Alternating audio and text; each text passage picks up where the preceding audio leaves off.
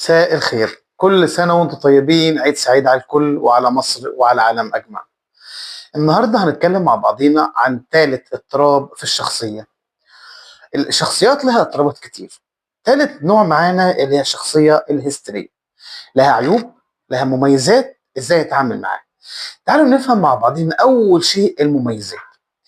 أول خطوة في المميزات بتاعتها إن هي اجتماعية وبتعرف تتكلم كويس جدا، جذابة ولبقة في التعامل، عاطفية وممكن تظهر مشاعرها بأقل حاجة، ويتعرف ويعرف يأثر في الناس ويقنعهم.